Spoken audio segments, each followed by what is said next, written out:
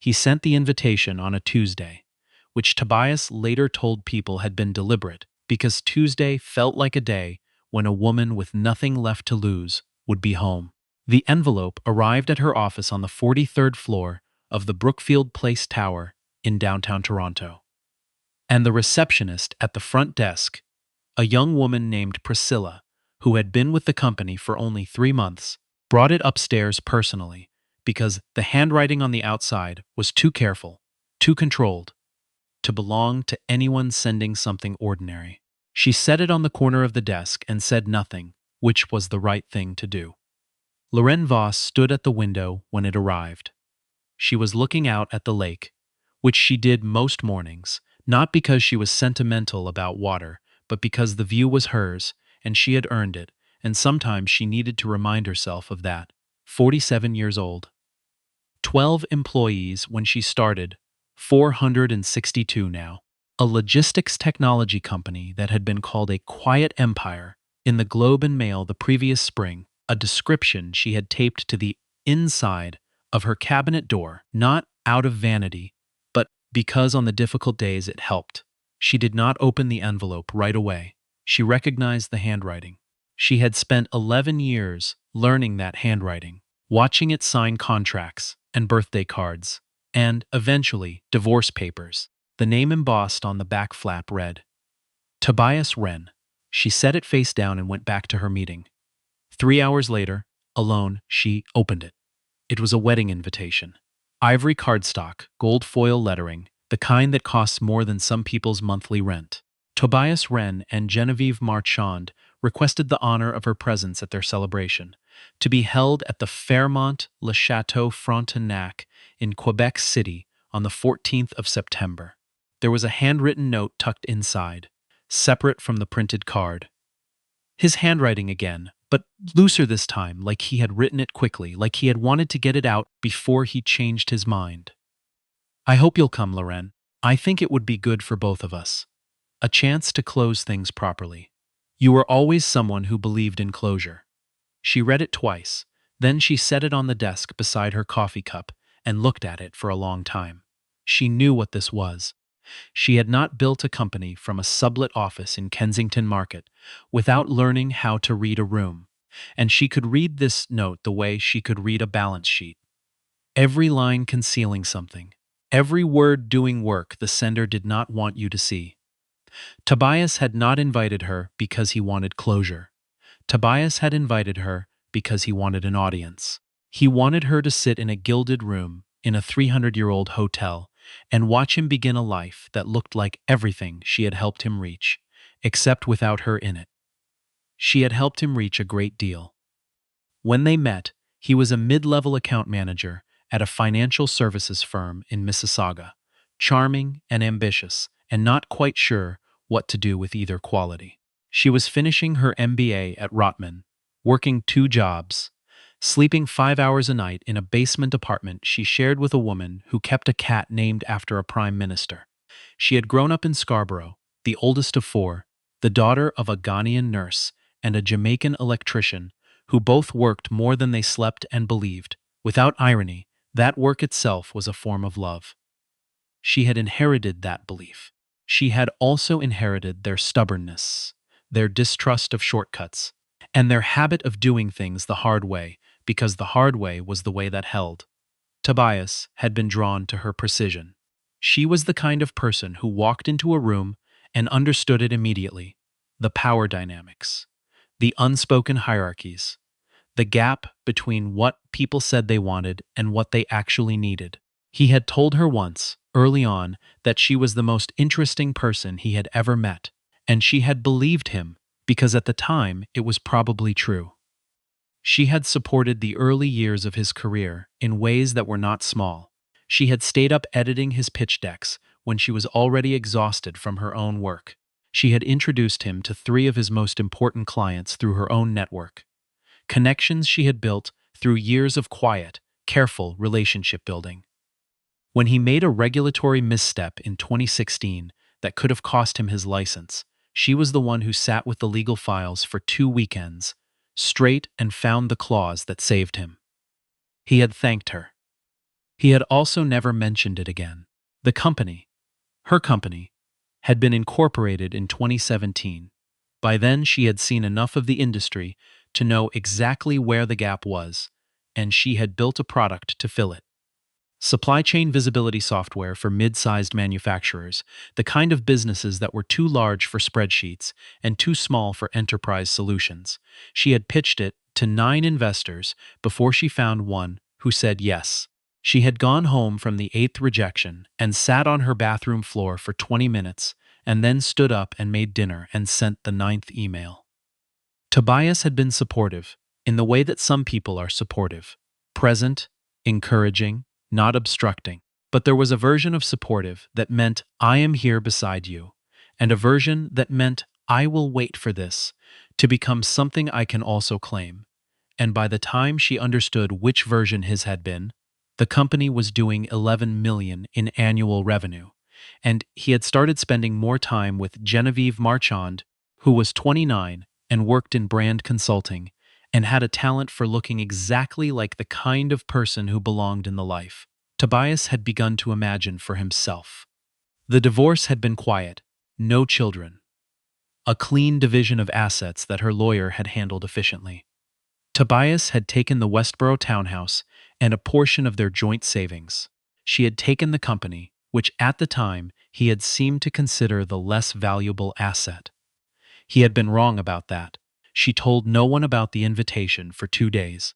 On the 3rd day, she mentioned it to her operations director, a compact, unflappable woman from Hamilton named Dwennies, who had been with the company since year 2 and had the kind of institutional memory that made her indispensable and the kind of poker face that made her invaluable. Dwennies listened. Then she said, "Are you going?" Lorenne said she hadn't decided. Dwenny said, "If you go, I want to come." Lorenne said, "It's a wedding." Dwenny said, "I know what it is." The question of whether to go was, at its core, a question about what she believed about herself. Going would require her to walk into a room designed to diminish her and to do it upright without flinching. Not going would require her to spend the rest of her life wondering whether he had interpreted her absence as confirmation of what he had always, on some level, seemed to suspect about her. That she was temporary, that she was a phase, that the real version of his life was always somewhere ahead of him, and she had merely been useful along the way. She decided to go. She did not decide this quickly, or easily, or in a single moment. She decided it the way she had decided everything that mattered, by considering what it would cost her, and what it would cost her not to, and choosing accordingly. She also decided, and this part was quieter, that she would not go as what he expected. He expected someone diminished, someone who had perhaps plateaued after the divorce, who had kept the company going well enough, but not spectacularly, who would arrive in a sensible dress and sit near the back and serve as a reminder of the life he had correctly left behind. He had been monitoring her LinkedIn. She knew, because his name appeared occasionally in her viewer analytics. She had noticed it and said nothing. She had noticed it and said nothing. What she had not posted on LinkedIn, had deliberately not posted, for reasons that were her own, was the acquisition offer. A Vancouver-based logistic conglomerate had approached her in March, and after 4 months of quiet negotiation, she had accepted a deal that valued her company at $43 million. She had not stepped back from operations. She had become the conglomerate's head of Canadian Technology Partnerships, a newly created role that came with an executive title and a scope of influence she had previously only read about in other people's press releases. The deal had not yet been announced. It was scheduled to go public on the 15th of September, one day after Tobias Wren's wedding. She had not planned that timing, but she did not find it accidental either. Life had a way of arranging things, sometimes in the shape of a sentence you did not know you were writing. She arrived in Quebec City on the evening of the 13th, the night before the ceremony. The hotel was everything the invitation had promised: stone towers, copper roofs, the kind of architecture that had survived several centuries of weather by being too stubborn to come down. She stood outside it for a moment with her bag over her shoulder, looking up at the lit windows, thinking about a woman she had once been, who would not have been able to afford a room here. Then she went inside. She had not told Tobias she was coming. She had RSVP'd through the formal channel, a website the wedding planner had set up, which meant her name was on a list somewhere, but would not necessarily have been reviewed personally. She had booked her own room, 2 floors above the reception hall, under her corporate account. Dwenny's arrived on the morning of the 14th on a separate flight, along with 2 other colleagues she trusted, not as handlers, not as protection in any theatrical sense, but because she had learned long ago that the quality of the people around you changed the quality of how you moved through a room. When you stood next to people who believed in your value without reservation, you stood differently. She wore black. Not dramatically, not performatively. It simply was, and had always been, the color in which she felt most exactly like herself. A structured, single-shoulder dress that a designer she had met at a Waterloo Tech conference had made for her specifically, and which had a small, almost invisible woven pattern when you looked at it in certain light. Diamond earrings that had belonged to her grandmother, and that she wore only on days she needed to remember something important.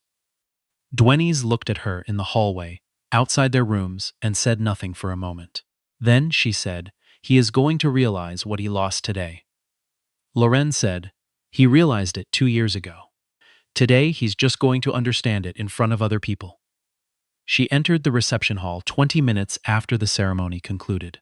She had attended neither the church nor the formal ceremony, which had seemed like the appropriate distance. She was not there to object, was not there to interrupt, was not there for any of the reasons that would make her presence a spectacle. She was there because she had been invited, and she had chosen to come, and she was a person who showed up for the things she chose. The hall was magnificent. Chandeliers that caught the late afternoon light coming through the tall windows. Long tables draped in ivory linen. Centerpieces that must have cost what she used to pay in monthly rent. Tobias had spent a great deal of money on this. He had always spent money with a kind of enthusiasm that suggested he was trying to prove something. And she had always understood that, and had spent the years of their marriage quietly balancing it. She did not scan the room for him immediately. She got a glass of water from the bar. Not wine, water, because she wanted to be clear-headed, and she stood with Dwenny's and let the room settle around her. She noticed the moment he saw her. She was not looking at him when it happened, but she felt it. A shift in the air, a pause in the particular social frequency of the room. And when she turned, he was standing near the far wall with a group of men in dark suits. And his face had arranged itself into an expression she recognized from the years of their marriage. It was the face he made when something was not going the way he had planned. He had planned for her not to come, and this was the version she understood more precisely. He had planned for her to come as a certain kind of person, and she had arrived as a different kind entirely. A man standing near the bar, someone in finance who had been introduced to her twice over the years and had never remembered her name either time, leaned toward his companion and said something. His companion, a woman in a wine-colored blazer who turned out to be a partner at a Toronto law firm, looked at Lorenne and said, quietly, but not quietly enough, "Is that Lorenne Voss, the logistics tech woman? I read something about her company. They're doing remarkable things." The man said, "Who?" The woman in the wine-colored blazer said, "The acquisition. You haven't heard? It hasn't been announced officially yet, but people in the space are talking." The man looked again. He still didn't know who she was. But the woman in the wine-colored blazer already did, and in rooms like this one, the people who know are always louder than the people who don't. Tobias found her by the windows 30 minutes later. She had expected this. She had in fact prepared for it, the way she prepared for difficult conversations, by deciding in advance what she would and would not give, and holding to that the way you hold to a line in a contract. He looked well. He had always looked well. That had never been the problem. "Lorenne," he said. "You came." "I did," she said.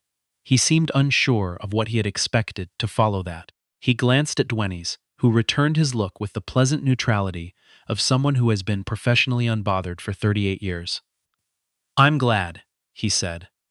He said it in a way that suggested he was recalibrating as he spoke. "Genevieve will want to meet you." "Of course," Lorenne said. There was a pause. In the pause, a man she didn't know approached her from the left, a guest, someone who had been at the bar when she arrived, and introduced himself as the VP of Infrastructure at a company she knew well, a company she had been in quiet conversation with for several months about a potential partnership. He said, "I recognized you from the Waterloo Summit last year. I've been hoping to get 15 minutes with you about what you've been building," she said. "I'll have Dwenny's get you my calendar." Tobias watched this exchange with an expression she could not fully name but did not need to. He had invited her to this room so that she would feel small, and she was standing in it, having the exact conversation she would have had in any room where serious people gathered, because she was a serious person, and rooms did not diminish that. They never had. "Who are all these people?" he asked, after the VP walked away.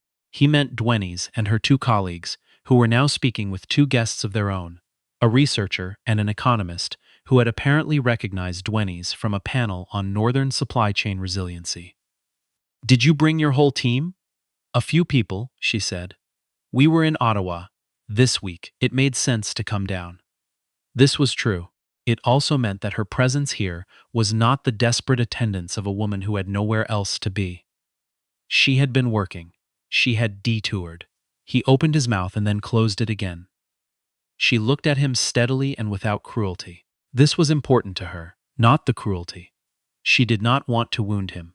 She had not come to wound him. She had come because refusing to come would have meant organizing her life around what he might think of her.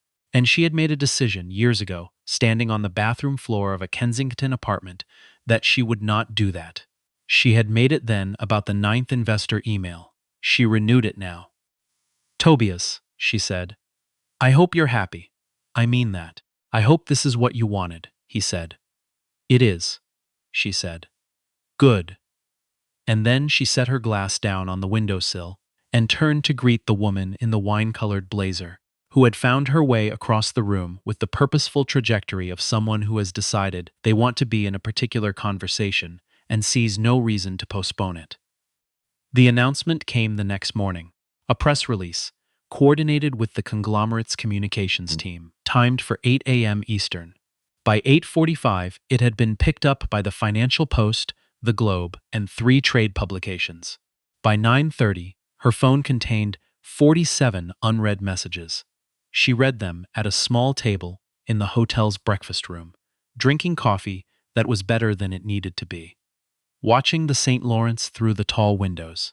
Dwenny sat across from her, reading the same coverage on her own phone, adding nothing, which was the right thing to do. One of the messages was from a number she recognized, but had not saved under any name. It read, "Congratulations. I saw the news. You built something real." She looked at it for a moment. She did not respond, not because she was angry, and not because she wanted him to wonder. She was past the age and the appetite for that kind of maneuvering. She didn't respond because there was nothing left to say, and she knew it, and she suspected, somewhere behind the careful words of that message, he knew it too. She put the phone face down and picked up her coffee. Outside, the river moved the way rivers do, without reference to anything that had happened on its banks, without memory, without pause. A bird crossed low over the water, quick and purposeful, and disappeared into the reeds on the far side. She watched it go. Then she opened her laptop and got back to work. That was the thing about building something real.